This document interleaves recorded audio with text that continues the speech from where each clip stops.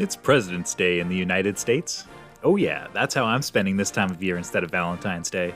So, usually we tend to talk about present and former world leaders in this very dry, formal, and dignified way. We immortalize them with stoic artwork and talk about them in terms of achievements and policy positions, but we rarely talk about the human beings behind the positions and the paintings. You're about to learn that these guys weren't stoic old gentlemen. They lived crazy, insane lives. So today we're going to dive into a series exploring the wacky, quirky, and personal parts of the lives of US presidents. Throughout this series, we're going to find out which one spoke Mandarin with his wife when they wanted to gossip about people in front of them. Which one loved to go skinny dipping in the river by the White House?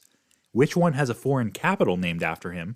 Which one kept tiger cubs as pets in the White House? And many, many more.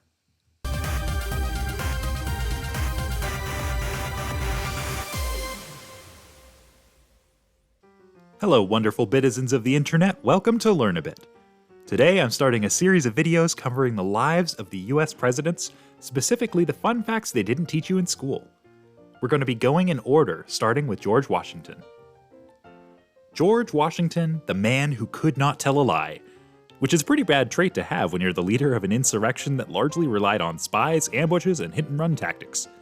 Everyone knows him, the larger-than-life, first ever US president, the man who established numerous presidential precedents and set the stage for peaceful transitions of power in the US.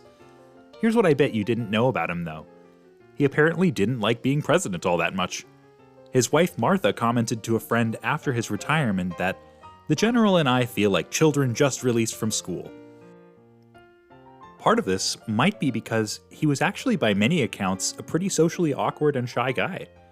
He would apparently disappear at events if he was too much the center of attention, and needed all of his speeches prepared in advance.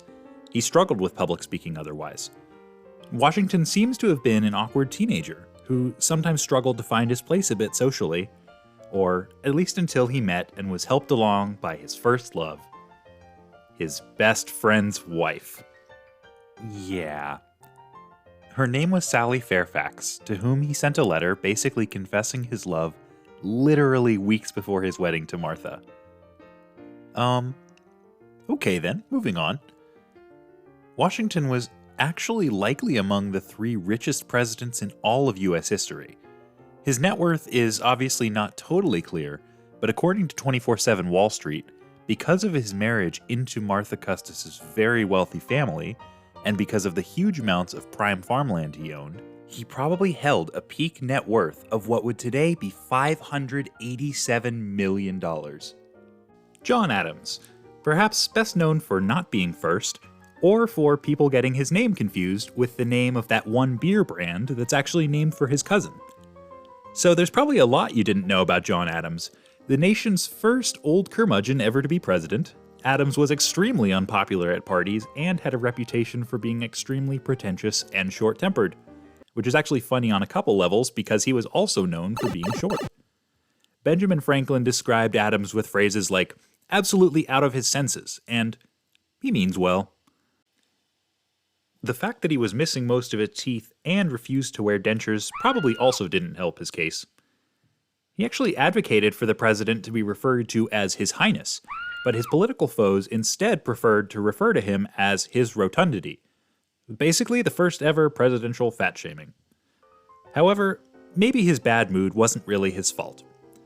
He was the first president to live in the White House after all, which wasn't really totally technically finished at the time. There was so little around at that time that Adams apparently got lost in the woods trying to get there, and the building had no running water or indoor bathrooms, occasionally apparently oozed wet plaster from the walls, and had little firewood or water nearby. Thomas Jefferson is known for his eloquent words, the author of the Declaration of Independence and over 19,000 letters. He was apparently a much better writer than he was a speaker, and apparently was actually not very inspiring to hear in person. Thomas Jefferson was an extremely interesting person all around and probably the closest America has ever gotten to having a mad scientist as president. He was maybe America's most brilliant president, creating such inventions as the dumbwaiter, the revolving book stand, automatic doors, a macaroni making machine, and a giant clock he designed himself. This clock is so large that he actually had to cut a hole in the floor of his entryway so that parts of the machinery could fit. He even tried to assemble a skeleton of a mastodon himself in the east wing of the White House, was fluent in 4 languages, English, French, Italian, and Latin, and studied numerous others, including Greek, Spanish, German, Old English, and possibly Arabic, Irish, and Welsh. He held the largest collection of books in the United States at the time, and donated his collection after the Library of Congress was destroyed in 1812, forming the basis of what is now the Library of Congress's collection. It is because of this that one of the first books ever housed in the Library of Congress was actually his personal Quran, a book he had studied thoroughly since he was a young man studying law. And if you're a fan of the musical Hamilton, you might recognize the name of his first vice president, Aaron Burr, famously the man who, as vice president, let me remind you, dueled and killed founding father and first secretary of the Treasury, Alexander Hamilton. Sorry for the spoilers. James Madison, the author of the Constitution and the man whom Princeton University considers to be its first ever graduate student. Madison was actually the shortest president ever at only 5 feet 4 inches and weighing in at just over 100 pounds. He is known as the first president to ever wear long pants. The others before him wore shorter pants with stockings. Madison was also the only sitting president other than Abraham Lincoln to join soldiers in battle. During the War of 1812, as the British were storming Washington, D.C., Madison apparently grabbed a pair of dueling pistols and took an entourage to the battle lines. After facing rocket artillery, the rocket's red glare part of the national anthem, his entourage eventually had to retreat. Now, how awesome is a visual like that? James Monroe is perhaps best known for the Monroe Doctrine, advocating against European colonialism in the Americas. He was also so popular as president that he went into re-election basically without any opponent, making him the only president other than Washington to go into an election unopposed. He was also the first president to regularly wear his actual hair in public instead of a wig, and is the only US president to have a foreign capital city named for him. The country of Liberia was founded by freed former slaves from the US who attempted to settle in West Africa, a project which Monroe supported. Not out of the goodness of his heart, mind you. He and a lot of the other white funders and backers of the project had some really awful reasons and intentions for doing so, but the New Americo-Liberians, as they became known, still chose to name their capital city Monrovia after him anyways. John Quincy Adams, the son of John Adams, was one of only 2 sons of a president ever to also become president himself, the other being George W. Bush. Like his father, though, he was not a particularly popular president. One of my favorite John Quincy Adams quotes is, "I am certainly not intentionally repulsive." He was the first elected president to ever lose the popular vote, and actually came in second in electoral votes in the super contested 4-way election of 1824. Andrew Jackson actually came in first, but didn't have enough electoral votes, so Congress had to decide the winner. Jackson was so feared and disliked, however, that Congress chose John Quincy Adams. Adams was so disliked as a person that his White House parties were sometimes just straight up boycotted, which actually might have been the safe choice because the man literally owned a pet alligator in the White House. My favorite fact about him is that as president, he loved to go skinny dipping and would go down to the Potomac River every morning to swim in the nude. Don't worry though, afterwards, he got his redemption arc.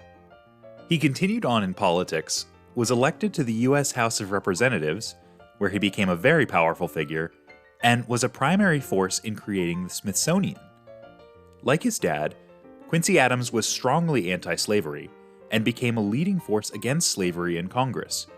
He led the effort that got rid of the so-called gag rule that prohibited Congress from even discussing the abolition of slavery, and even went before the Supreme Court to argue on behalf of the Amistad Rebellion. The Amistad was a Spanish slaver ship transporting a group of kidnapped West African Mende people with the intent to sell them into slavery in Cuba. Off the Cuban coast, the African captives managed to escape bondage and were able to take control of the ship, attempting to get the Spanish crew to return them home. Instead, the Spanish crew secretly sailed to Connecticut instead, setting off a huge international incident. Adams fought on behalf of the kidnapped Mende people at the Supreme Court and helped convince the court to rule that the captives had every legal right to fight for their freedom by any means necessary, which freed them and allowed them to sail back to their homes in West Africa. He went on to fight hard against the Mexican-American War, which he saw as just a war to extend slavery, and railed against it on the floor of Congress many times. He fought literally till the very end. In the middle of a particularly impassioned speech, he suffered a stroke on the floor of Congress and died. So that's the first 6 presidents, but there are still 39 to go. I refuse to count you twice, Grover Cleveland. You don't get extra facts. A lot of this video was actually inspired by a book I used to read as a kid in school called Lives of the Presidents: Fame, Shame, and What the Neighbors Thought by Kathleen Krull and Kathryn Hewitt, along with independent research I did into their lives, of course. So go check it out if you've liked the facts so far.